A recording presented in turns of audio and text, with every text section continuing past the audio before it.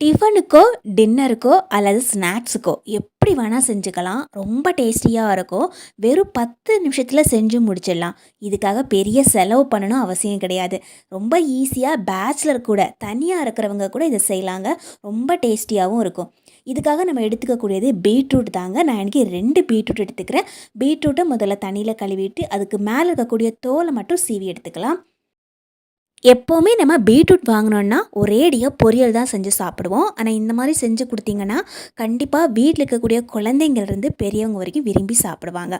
தனியாக இருக்கிறோம் அல்லது நம்ம எங்கேயாவது போய் உட்காந்து சமைக்கிறோம், அந்த டைமில் ரொம்ப ஈஸியாக செஞ்சு முடிக்கணும் அப்படின்னா கூட இந்த மாதிரி செஞ்சுக்கலாம். இப்போ 2 பீட்ரூட்டையும் இதே மாதிரி நம்ம க்ளீன் பண்ணிவிட்டு கட் பண்ணி எடுத்துக்கலாம். கொஞ்சம் சின்னதாகவே கட் பண்ணி எடுத்துக்கிறேன். இப்போ நம்ம ஒரு ப்ரெஷர் குக்கர் எடுத்துக்கலாம். நம்ம கட் பண்ணி வச்சுக்கக்கூடிய இந்த பீட்ரூட் எல்லாத்தையும் நம்ம அப்படியே இதில் சேர்த்துக்கலாம். இது கூட ஒரு 1/4 கப் அளவுக்கு கடலைப்பருப்பு சேர்த்துக்கிறேன்.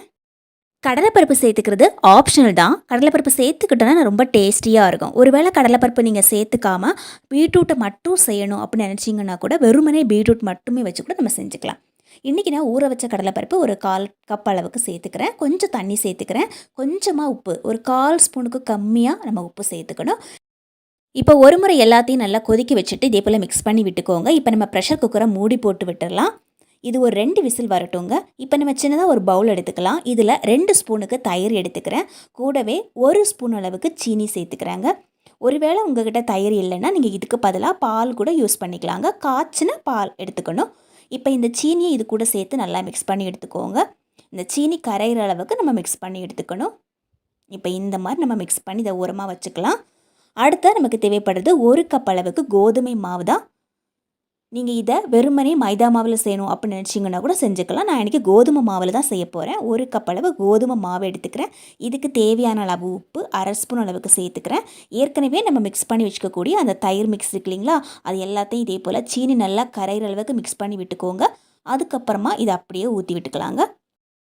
நம்ம சேர்த்துக்கக்கூடிய தயிரும் தண்ணி மாதிரி தான். அதனால் தண்ணியோட அளவை நம்ம பார்த்து சேர்த்துக்கணும். ஒரு 1/4 கப் அளவு மட்டும் தண்ணி சேர்த்துட்டேன். தண்ணி சேர்த்துட்டு இதே போல் நல்லா மிக்ஸ் பண்ணி விட்டுக்கலாங்க. தேவைப்பட்டால் இன்னும் நம்ம கொஞ்சம் தண்ணி சேர்த்து மிக்ஸ் பண்ணி எடுக்கலாம். எனக்கு மறுபடியும் கொஞ்சம் தண்ணி தேவைப்படுது. அதனால் எக்ஸ்ட்ரா ஒரு 1/4 கப் அளவு தண்ணி மட்டும் எக்ஸ்ட்ரா சேர்த்துக்கிட்டேன். இதே போல் நல்லா சாஃப்டாக பிசைஞ்சு எடுத்துக்கலாம். கடைசியாக 2 ஸ்பூன் அளவுக்கு சமையல் எண்ணெய் சேர்த்துட்டு இதே போல் மிக்ஸ் பண்ணி எடுத்துக்கலாங்க. இது நம்ம ஊற வைக்கணும், ஊற வைக்கிறதுக்கு டைம் கொடுக்கணும் அப்படிலாம் கிடையாது. மாவு பிசைஞ்சு முடித்த உடனேயே கூட நம்ம செஞ்சிடலாம். இன்றைக்கி கொஞ்சம் டைம் எனக்கு இருந்தது, அதனால் நான் மூடி போட்டு வச்சுக்கிட்டேன். இப்போ நம்ம ப்ரெஷர் குக்கரை ஓப்பன் பண்ணி பார்க்கலாம். நம்ம போட்டிருக்கக்கூடிய அந்த பருப்பு, அந்த பீட்ரூட் எல்லாமே நல்லா சூப்பராக வெந்து வந்திருக்கு. இந்த அளவுக்கு நமக்கு வெந்தால் போதுங்க. நம்ம ஊற்றின தண்ணி கரெக்டாக இருக்குது. நீங்களும் இதே மாதிரி வேக வைக்கும்போது நிறைய தண்ணி சேர்த்துறாதீங்க. ஒரு மிக்ஸி ஜார் ஒன்று எடுத்துக்கலாம். நம்ம வேக வச்சுருக்கக்கூடிய பருப்பு, பீட்ரூட் எல்லாத்தையும் நம்ம அப்படியே இதில் சேர்த்துக்கலாங்க. இப்போ இதே போல் நம்ம அரைச்செடுக்க வேண்டியதான். பருப்பு ஒன்றும் பாதியாக இருந்தாலும் பரவாயில்ல, ஒன்றுமே ஆகாது. மறுபடியும் சொல்கிறேங்க, நம்ம பருப்பு சேர்த்துக்கிறது ஆப்ஷனல் தான். பருப்போட டேஸ்ட்டும் கிடைக்கணும் அப்படிங்கிறதுக்காக மட்டும்தான் நம்ம பருப்பு சேர்த்துக்கிறோம். மற்றபடி நீங்கள் வெறுமனே பீட்ரூட்டை மட்டுமே வேக வச்சு இதே போல் அரைச்சி கூட தாராளமாக செஞ்சுக்கலாம். அப்போது நமக்கு டேஸ்ட்டு நல்லா தான் இருக்கும்.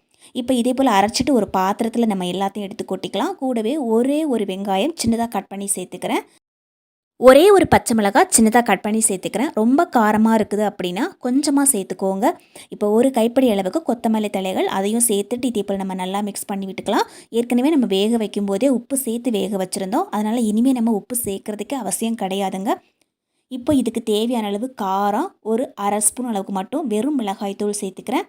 கூடவே 1/2 ஸ்பூன் அளவுக்கு கரம் மசாலா சேர்த்துக்கிறாங்க. இப்போ எல்லாத்தையும் சேர்த்து நல்லா மிக்ஸ் பண்ணி விட்டுக்கோங்க. ஏற்கனவே இந்த பீட்ரூட் நல்லா வெந்திருக்கு, அதனால் கொஞ்சம் கூட பச்சை வாடையும் அடிக்காது. மாவு பிசையும் போதே சைடில் இந்த பீட்ரூட்டை வேக வச்சு எடுத்து வச்சுக்கிட்டிங்கனாவே போதும். இந்த மாதிரி அரைச்சிட்டு டக்குன்னு எடுத்து செய்ய ஆரம்பிச்சிடலாம். இப்போ எல்லாத்தையும் இதே போல் மிக்ஸ் பண்ணி எடுத்து வச்சாச்சுங்க. மாவு பிசைஞ்சு வச்சுட்டு தான் இந்த பீட்ரூட்டை அரைச்செடுத்தேன். அவ்வளோ டைம் தான் இந்த மாவுக்கு கொடுத்துருந்தேன். அதுக்குள்ளேயே மாவு நல்லா சாஃப்டாக இருந்தது. கடைசியாக நம்ம மாவை ஒரு முறை இதே போல் பிசைஞ்சு எடுத்துக்கலாங்க. மாவு மொத்தத்தையும் நான் தரையில் எடுத்து வச்சுட்டேன். இதே போல் நம்ம உருட்டி எடுத்துட்டோன்னா இதை கரெக்டாக பிரித்து எடுக்கிறதுக்கு ரொம்ப ஈஸியாக இருக்கும்.